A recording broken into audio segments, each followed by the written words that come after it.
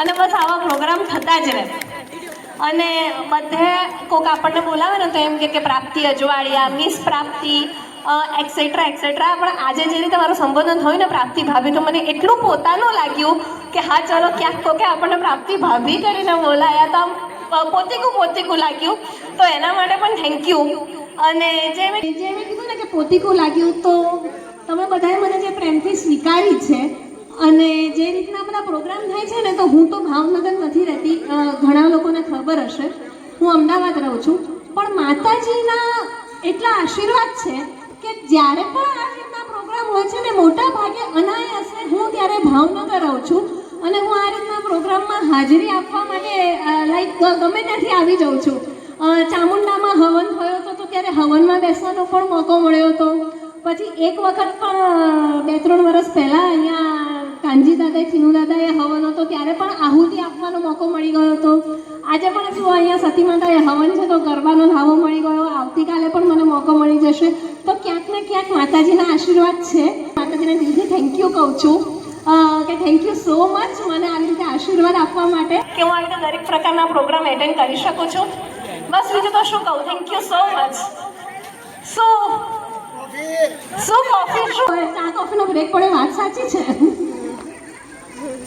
તમારામાંથી કોઈને બોલવાની ઈચ્છા છે ડાયલોગ? કોઈ નાના બચ્ચાઓ કોઈ છે જેને આવવાની ઈચ્છા હોય? ઓકે, તો ડાયલોગ સાંભળો છો. અત્યારે એવું છે કે બોલાય છે માંડ, તો પણ આપણે થોડો ટ્રાય કરીએ. હેલો, મારો અવાજ સંભળાય છે? તમને બધાને મારો અવાજ સંભળાય છે? કારણ કે અત્યારે એ રીતનું એટમોસ્ફિયર છે. અને બધા ઘરના દિવાળી કામ કરીને થાક્યા હશો, મીઠાઈ ખાધી હશે, તળેલું ખાધું હશે, સિઝન ચેન્જ થઈ રહી છે. તો મારો અવાજ એટલો બધો બેસી ગયો છે કે મને પોતાને નથી સંભળાતો. એટલે હું તમને લોકોને પૂછું છું કે તમને મારો અવાજ સંભળાય છે? હવે ડાયલોગ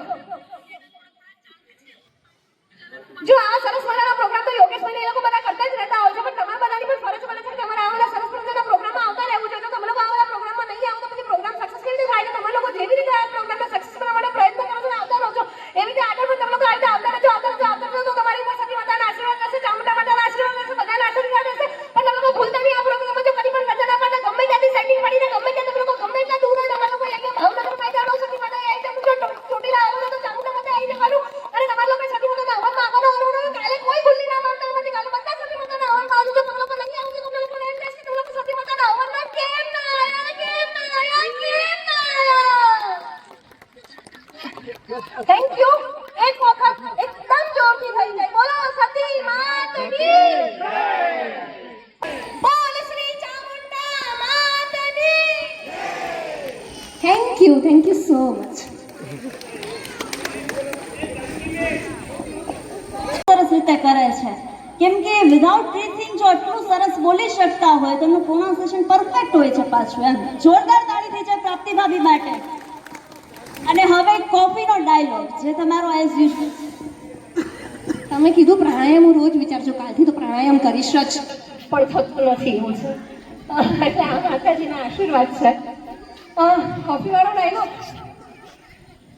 જરા તારું ધ્યાન પેલી કઢડીઓ બનાવતો તો મારા માટે કોફી કેમ મંગાઈ તે? કોફી કેમ મંગાઈ? બસ કઈ ના મારે કોફી કેમ મંગાઈ? Thank you.